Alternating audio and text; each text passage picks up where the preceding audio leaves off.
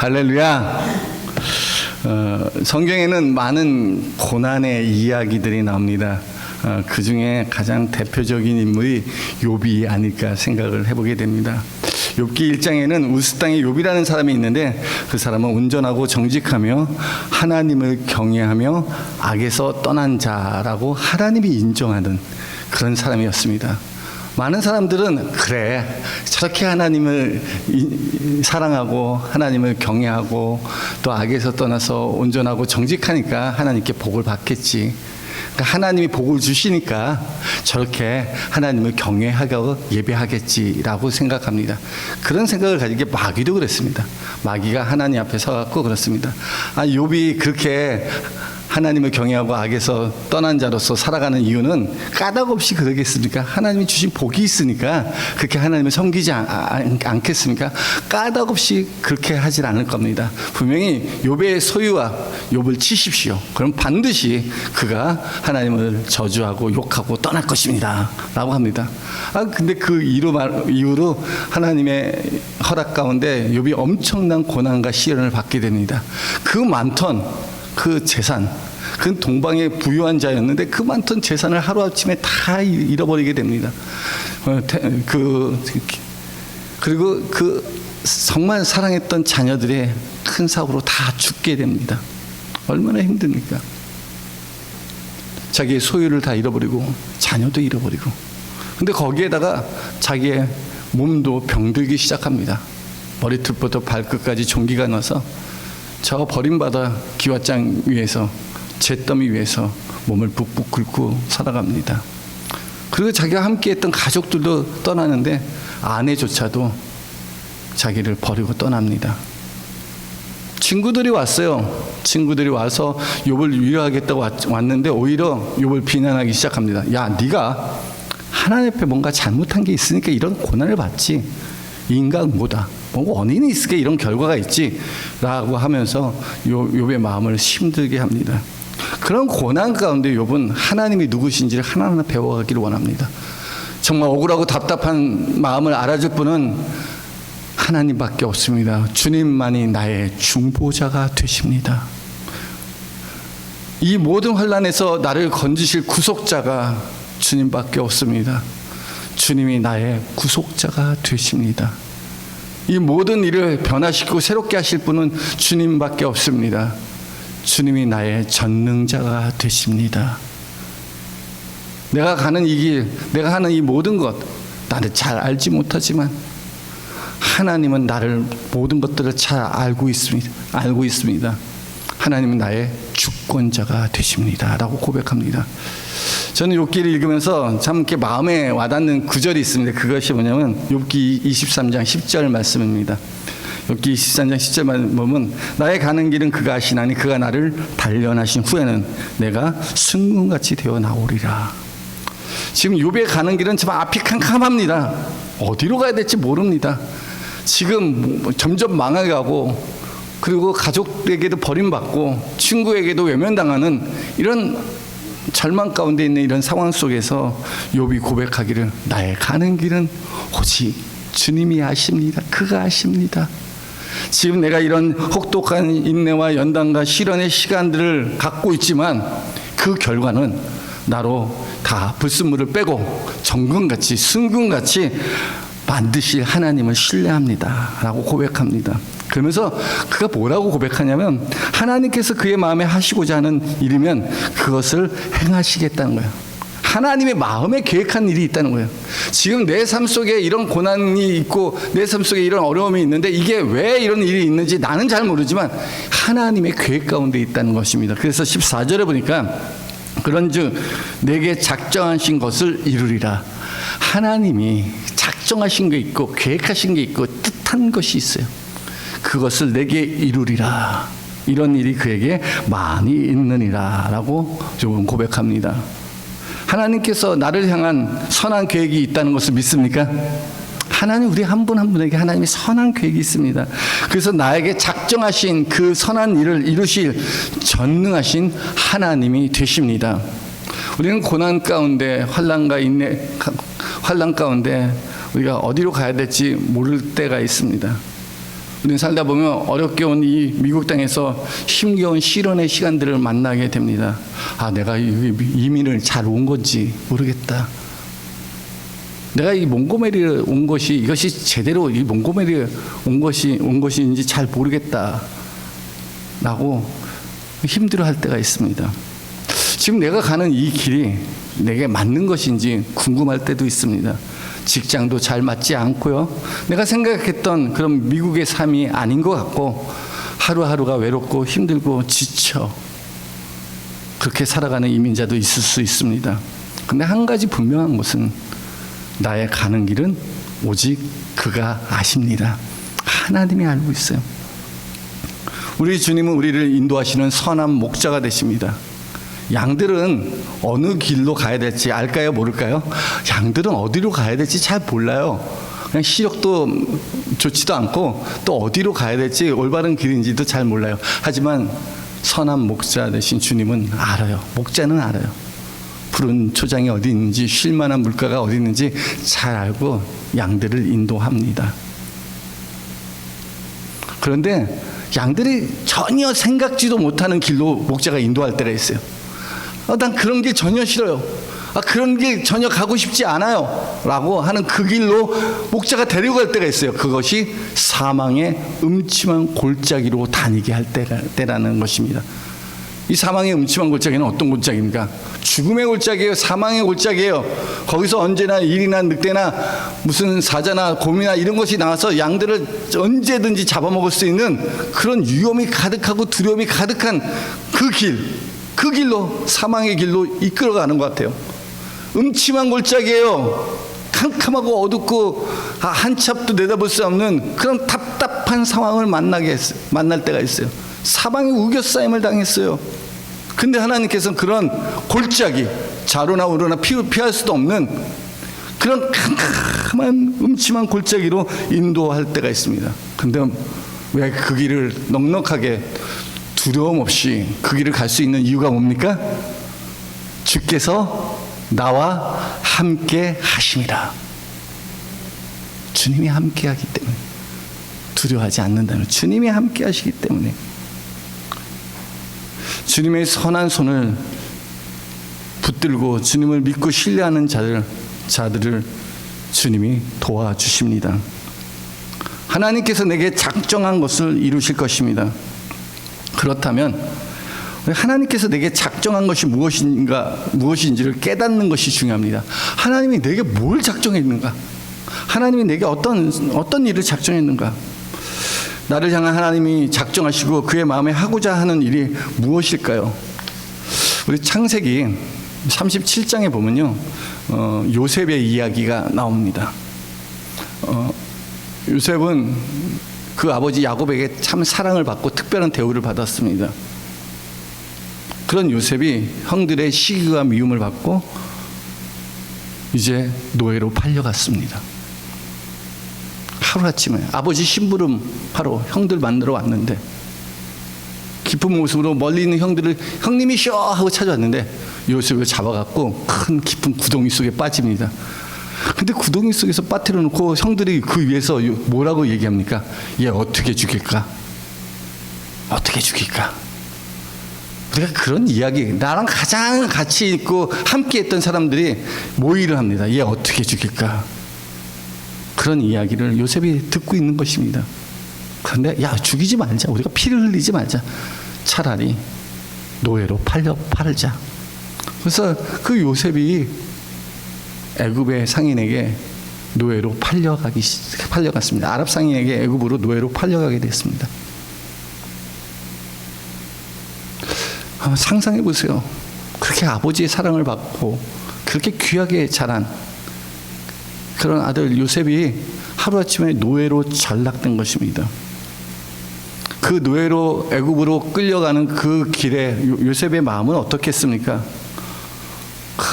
그 노예로 잡혀가는 그 시간들이 요셉에게는 정말 절망의 시간이요, 큰 두려움과 아픔과 슬픔과 고난의 시간일 수 있습니다. 하지만 사람들이 모르는 하나님께서 요셉을 향한 선한 계획이 있었습니다. 사람들은 몰라요. 사람들을 볼 때, 형님들이 봤을 때, 이 세상 모든 사람이 봤을 때 요셉을 본다면 저 인생 이제 끝났구나, 망했구나라고 생각할 수밖에 없는 그런 인생의 길을 가고 있는 요셉. 그런데 하나님은 요셉을 버리지 않았습니다. 요셉이 모든 것을 다 잃어버리고 가장 인생의 밑바닥에 있을 때 여호와 하나님은 요셉과 함께 하셨습니다. 그 요셉이 보디발의 집에 노예로 팔려갔을 때 성경은 뭐라고 말합니까? 창세기 39장 2절에 보니까 여호와께서 요셉과 함께 하심으로 그가 형통한 자가 되어, 뭐라고요? 여호와께서 요셉과 함께 하심으로 그가 형통한 자가 되었다는 겁니다. 여기서 우리가 생각할 단어가 함께라는 단어와 형통하다는 단어예요. 함께 하시니 형통한 자가 되었다. 3절에도 뭐라고 그랬죠? 그 주인이 여호와께서 그와 함께 하심을 보고 또 여호와께서 그의 범사에 형통하게 하심을 보았더라. 뭐라고 말씀하시죠? 아, 그래요.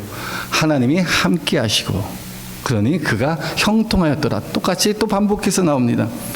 지금 요셉이 지금 어떤 상황이에요? 노예로 팔려간 상황이에요. 이게 지금 사람의 눈에 볼 땐 결코 형통한 일이 아니에요. 지금 더 낮아지고 더 망하고 더 절망적인 상황인데 형통하였다라고 말합니다. 그리고 요셉이 그 보디발의 아내에게 억울하게 누명을 쓰고 감옥에 갇힙니다. 노예로 팔려온 것도 너무너무 힘든데 이제 좀 살만하고 이제 노예로서 뭔가 성공한 노예가 됐다고 생각하는 그 순간에 요셉은 지금 어디에 갇히게 됩니까? 감옥에 갇혀요. 감옥. 그런데 하나님께서 이 감옥에 억울하게 누명을 쓰고 감옥에 갇힌 요셉에게 뭐라고 말합니까? 여호와께서 요셉과 함께 하시고 그에게 인자를 더하사, 하나님이 함께 하실 뿐이 아니라 그에게 하나님의 사랑을 더하여 주셨다는 거예요. 그리고 23절에 보니까 이는 여호와께서 요셉과 함께 하심이라, 여호와께서 그를 범사에 형통하게 하셨더라. 성경을 보니까 여기서 계속 반복하는 게 뭡니까? 함께 하시고 형통하게 하였다는 것입니다. 버림받고 노예로 팔려가고 억울하게 누명 쓰고 감옥에 갇혔어도 하나님은 한 번도 요셉을 떠나지도 버리지도 아니하셨습니다. 하나님이 요셉과 함께 하셔서 요셉을 형통한 자가 되게 하셨습니다. 왜 하나님은 왜 이토록 요셉과 함께 하기를 원하셨을까요? 하나님이 요셉을 통해서 하시고자 하는 놀라운 선한 계획이 있기 때문입니다. 하나님 부르셨어요. 하나님 요셉 택했어요. 하나님이 미리 하시고 미리 정하셨어요. 하나님 그렇게 택하셔서 불러내신 거예요. 두려워 말라, 내가 너를 구속하였고 내가 너를 지명하여 불렀나니 너는 내 것이라. 이것이 바로 하나님의 주권입니다. 하나님은 은혜 베풀 자에게 은혜 베푸고 긍휼히 여길 자에게 긍휼히 여기십니다. 내가 그 택함을 받았다는 게 얼마나 큰 특권이고 그 하나님의 거룩한 일에 동참할 수 있도록 부르심을 받았다는 게 얼마나 영광스러운 일인지 우리는 꼭 기억해야 될 것입니다. 하나님이 하신 일이에요. 그래서 하나님이 요셉을 통해서 선한 일들을 이루시기 위하여 요셉과 함께 하실 뿐만 아니라 그가 가는 모든 길을 형통하게 하였습니다. 그런데 여기서 이 요셉이 경험하는 이 형통과 사람들이 생각하는 형통과 그 의미와 차이가 다르다는 거예요. 사람들은요, 노예로 팔려가거나 억울하게 누명서 감옥에 갇힐 때는 사람들의 눈에는 결코 그게 형통한 게 아니라 망한 것처럼 보입니다. 하지만 하나님의 눈에는요, 형통한 길입니다. 왜? 하나님이 요셉을 만들어가는 과정이기 때문입니다. 요셉을 통해서 하시고자 하는 일을 이루기 위해서 하나님이 그 마음에 작정하신 일들을 이루기 위해서 요셉으로 하여금 그 길을 걷게 하십니다. 하나님이 요셉에게 하시고자 하는 일이 무엇일까요? 요셉은 그가 노예로 팔려가고 또 억울하게 누명 써서 감옥에 갇힐 때까지도 하나님의 그 뜻을 확실히 알았는지 몰랐는지 잘 모르겠어요. 그러나 그는 하나님 붙들고 코람데오의 신앙, 내가 하나님 앞에서는 결코 죄를 범하지 않겠다는 그런 믿음과 신앙을 갖고 있었어요. 근데 결국은 하나님의 그 선하신 뜻과 계획을 깨닫게 됩니다. 아, 하나님이 이래서 나를 이 길로 인도하시고 이끌어 가셨구나. 요셉이 이제 하나님의 능력 안에서 애굽의 총리가 되었어요. 이것도 전적으로 하나님이 주신 능력으로 말미암아 애굽의 총리가 되었고, 마침내 자기를 팔았던 형님들을 만나게 되었어요. 그 형님들을 만나서 창세기 45장 5절에 보니까 당신들이 나를 이곳에 팔았다고 해서 근심하지 마소서, 한탄하지 마소서. 하나님이 생명을 구원하시려고 나를 당신들보다 먼저 보내셨나이다. 하나님이 하신 일이라는 거예요. 지금 생각하면 당신들이 그런 일들을 했다고 생각하지만 그 하나님이 당신들이 그런 일을 한 게 아니에요. 이 모든 것은 누가 하신 일이라고요? 하나님이 하신 일입니다. 우리가 당할 때 얼마나 아프고 슬픈 일이 있습니까? 얼마나 괴롭고 힘겨운 일들이 있습니까? 사업에 실패하고 몸이 병들고 사람들의 관계 가운데 깨어지고 내가 기대했던 것들이 무너지고, 우리 살다 보면요, 참 이게 맞는가라고 갈등하며 의심하며 절망할 때가 얼마나 많은지 모릅니다. 그런데 낙담하지 마세요.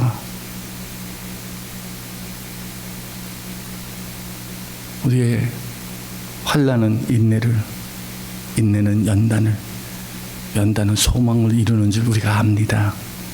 왜? 우리와 함께 하신 하나님이 형통하게 하기 때문입니다. 하나님, 우리의 인생을 역전시키는 하나님이십니다. 당신들이 한 일이 아닙니다. 하나님이 하신 일입니다. 형들은 그래도 요셉이 두려웠습니다. 아, 요셉이 우리에게 긍휼을 베풀고 살 길을 열어주고 용서해 주는 것은 아버지와 함께 하기 때문에 그렇다. 아버지 이스라엘 야곱이 있기 때문에 우리가 그렇게 살고 있다. 그런데 이제 아버지가 돌아가셨어요. 아버지 장례를 다 끝나고 나니까 이 형들이 옛 과거 트라우마 때문에 아, 이제 그 요셉이 이제 마음을 바꿔서 우리에게 복수하면 어떨까 두려워하고 있어요. 요셉이 말합니다. 형님들, 내가 하나님을 대신할 수 있겠습니까? 두려워하지 마세요 하시면서 창세기 50장 20절 말씀을 합니다. 당신들은 나를 해하려 하였으나 하나님은 그것을 선으로 바꾸사 오늘과 같이 많은 백성의 생명을 구원하게 하시려 하였나니. 당신들이 나를 죽이려 하고 해하려 하고 했으나 그걸 통해서, 그 일들을 통해서 오히려 그 일들을 선으로 바꾸신 하나님이십니다. 하나님께서 당신들이 했던 그 일까지도 사용하셔서 하나님의 선한 일로 사용하셨다는 거예요. 선한 일로 바꾸셨다는 거예요. 우리 사랑하는 성도 여러분, 우리가 믿는 하나님은 선하신 하나님이심을 믿습니까? 우리가 믿는 하나님은 우리가 정말 신뢰하고 내 인생을 맡겨도 될 만한 그런 좋으신 하나님, 나는 선한 목자다 라고 말씀하신 것처럼 우리를 인도하시는 우리 주님은 선한 목자가 되시는 하나님이십니다. 하나님, 우리 선한 목자가 되세요. 그래서 시편은 우리에게 말합니다. 여호와께 감사하라. 그는 선하시며 그의 인자하심은 영원하며 끝이 없으시로다. 하나님은 우리에게 선한 영향력으로, 선한 은혜로 우리를 인도하시고 이끌어 가십니다. 그러므로 우리가 하나님의 뜻대로 부르심을 입은 모든 자들은요, 모든 일이 합력하여 선을 이루십니다. 요셉이 말한 것처럼 당신들은 나를 해하려 하였으나 하나님은 그것을 선으로 바꾸셨나이다. 그래서 만백성의 생명을 구원하게 하셨습니다 라고 고백한 것처럼 우리 인생도요, 앞으로 우리가 어떻게 될지 몰라요. 그러나 한 가지 분명한 것은 이런 환경과 상황 가운데 하나님께서 이 모든 일을 선으로 바꾸시는 은혜가 풍성하신 전능하신 하나님 되심을 믿으시기 바랍니다. 그래서 우리 인생에 나를 해하려 했던 사람이나 환경이나 질병이나 가난이나 그 어떠한 고난이 찾아온다 할지라도 하나님은 그것을 선으로 바꾸시는 전능하신 하나님이 되십니다. 28절 한번 볼까요? 우리 한번 이 말씀 한번 다 같이 읽어보겠습니다. 시작. 우리가 알거니와 하나님을 사랑하는 자 곧 그의 뜻대로 부르심을 입은 자들에게는 모든 것이 합력하여 선을 이루느니라. 네. 하나님이 모든 것을 합력하여 선을 이루십니다. 이 말씀 모든 그리스도인들이라면 잘 알고 있는 말씀이며 또 참 좋아하는 말씀입니다.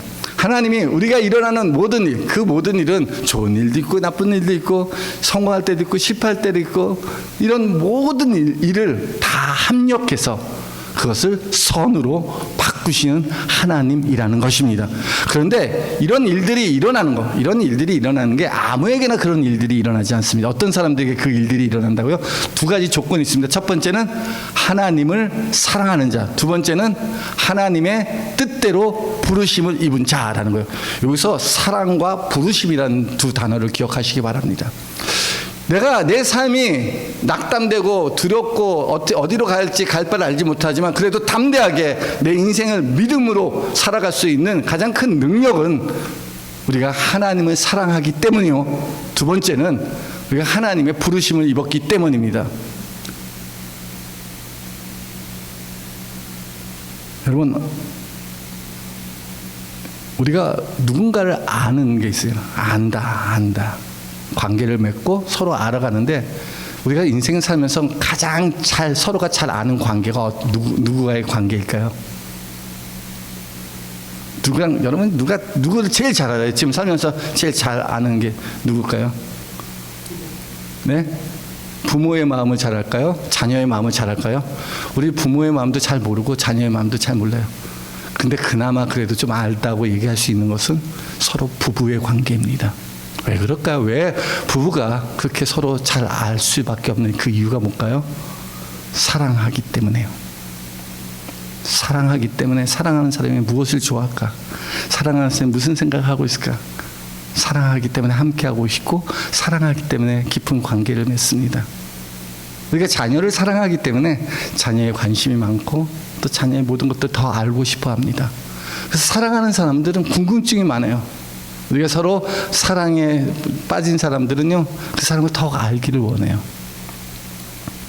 여러분, 하나님 사랑하십니까? 그러면 하나님에 대해서 깊이 알고 있어요. 하나님이 어떤 분인지 알고 있어요. 만약에 사도 바울이 로마서 8장에 이렇게 하나님을 사랑하는 자라고 적었는데요. 만약에 이 말씀이 로마서 1, 3장에 이렇게 적혔다면 이렇게 적었을 거예요. 하나님을 믿는 자들에게는 이렇게 적었을 거예요. 근데 지금은 8장까지 왔기 때문에 하나님을 믿고 알고 하나님의 사랑을 확증하고 그리고 로마서 8장을 통해서 우리에게 성령을 부어주셔서 우리 마음 안에 하나님의 사랑을 깨닫게 하시고 그런 과정들 지나서 이제 사도 바울은 그래 성령이 너희 안에 계시고 성령이 말할 수 없는 탄식으로 너희 위해서 기도하니 너희는 진짜 하나님의 사랑을 입은 자들이라. 너 하나님을 사랑하는 자 맞니? 그러면 염려하지 마라. 하나님을 사랑한다면 그러면 하나님께서 그 어떤 일을 행한다 할지라도 두려워하지 마라. 하나님이 너희와 함께 하시고 형통케 하시고 도우시고 지키시고 보호하여 줄 거라는 겁니다. 저도 미국에 유학생으로 올 때 우리 아내가 따라왔습니다. 한국에 가족들이 있는데 본토 친척 아비족을 버리고 아무도 없는 미국까지 따라왔습니다. 왜 따라왔겠습니까? 저와 함께 하고 싶어서 오고 또 저를 믿고 신뢰하고 저와 떨어지기 싫어서 사랑해서 그렇지 않았겠습니까? 저는 그렇게 생각합니다. 우리 사랑하는 사람과 함께 하고 싶어요. 아마 하나님이 우리를 먼저 사랑하셨어요. 그래서 우리가 하나님을 알고 그 사랑을 깨닫고 그 비로소 우리 주 예수 그리스도의 그 구속의 은혜로 말미암아 하나님을 사랑하게 되었습니다. 두 번째는 우리가 하나님의 뜻대로 부르심을 입은 자들이라는 것입니다. 하나님의 부르심에는 후회하심이 없습니다. 그래서 너희가 부르심에 합당한 삶을 살라고 주님은 늘 말씀하십니다. 왜 하나님 우리를 부르셨을 때 하나님이 그 마음에 계획한 바가 있어요. 하나님 우리를 부르실 때 하나님께서 작정하신 일을 이루고자 하는 선한 계획이 있어요. 그렇기 때문에 하나님의 부르심에 아멘으로 응답하시기 바랍니다. 하나님이 부르시고 하나님이 계획한 그 일들을 이루기까지는 우리가 어떠한 고난과 환난이 찾아와도 여러분 쉽게 의심하거나 낙담하거나 포기하지 마시기 바랍니다. 하나님이 그 일을 이루십니다. 이걸 확신하시기 바랍니다. 확신하시기 바랍니다. 우리의 인생을 선한 일을 시작하신 하나님, 착한 일을 시작하신 하나님께서 그 일을 이루십니다. 그래서 빌립보서 1장 6절에 보니까 너희 안에서 착한 일을 시작하신 이가 그리스도 예수 날까지 이루실 줄을 우리가 확신하노라. 우리 뭘 확신해야 되죠?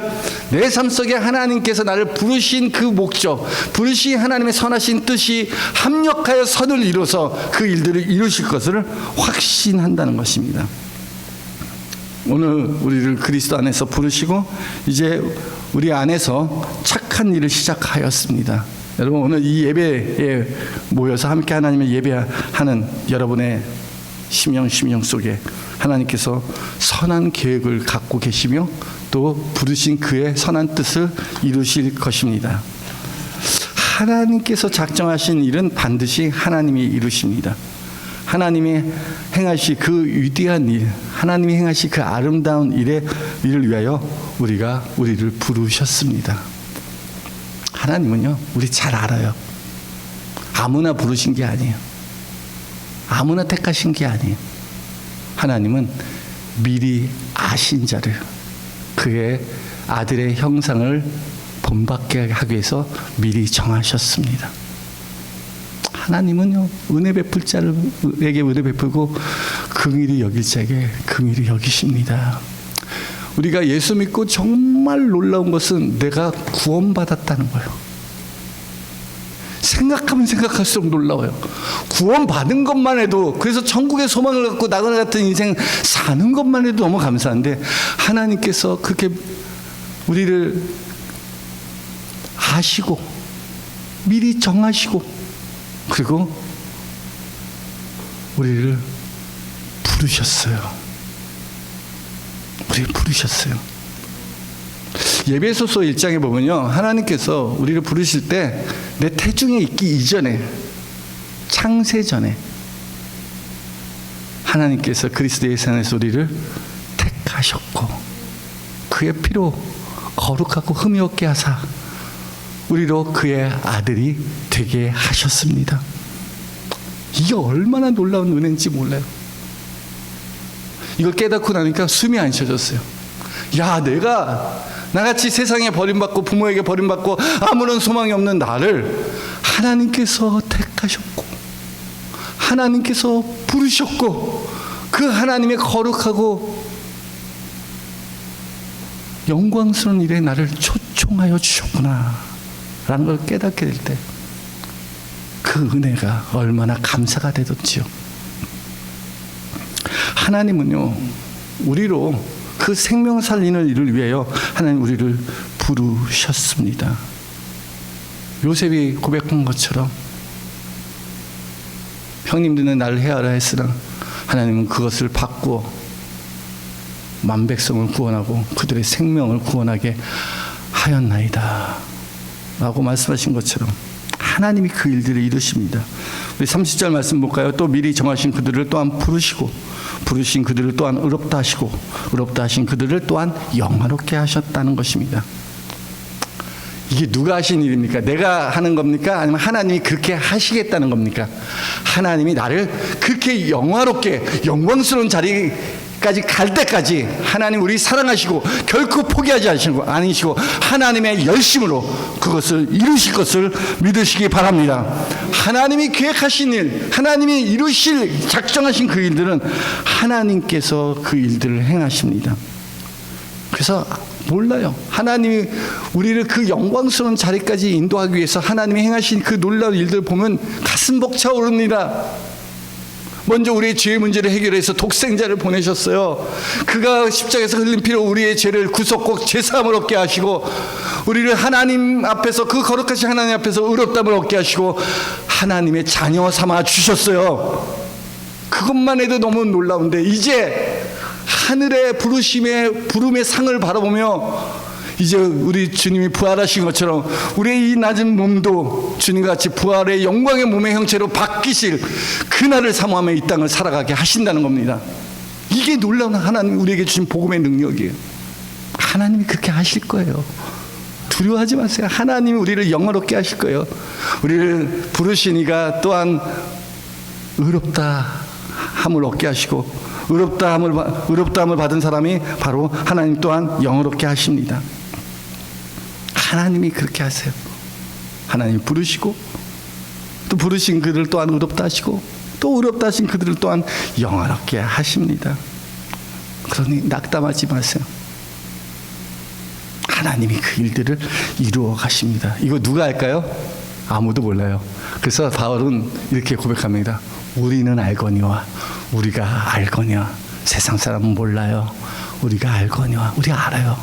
하나님을 사랑하는 자, 그 뜻대로 부르심을 입은 자들에게는 모든 일이 합력하여 선을 이루십니다. 그 하나님의 놀라운 사랑, 끊을 수 없는 하나님의 사랑, 성령을 통해서 우리가 함께 동행하시고 이 세상 어떤 것도 하나님 우리 주 예수 그리스도 안에서 하나님의 사랑을 끊을 수 없도록 하는 그 놀라운 하나님의 사랑, 그 하나님의 사랑이 이 일들을 나를 주님과 있는 그 영화로운 곳을 인도하실 것을 믿고 끝까지 주님과 동행하시기 바랍니다. 이번 이 시간 우리가 성찬 예식을 하기를 원합니다. 우리 성찬 예식할 때 오늘 이 말씀을 좀 붙들기를 원합니다. 나 같은 죄인 살리기 위해서 어찌 하나님과 동등됨을 내려놓으시고 십자가 못 박혀 죽으셨습니까? 그 구속의 은혜 없이는 내가 살아갈 수 없음을 고백합니다. 오늘 이제 주의 성찬에 참여하오니 오늘 주님이 찢기신 몸과 흘리신 피가 내게 얼마나 큰 은혜로 임하였는지를 깨달아 알게 하시고 주님을 깊이 기억할 수 있는 은혜의 시간 되게 하옵소서라고 우리 다 같이 기도하게 했습니다.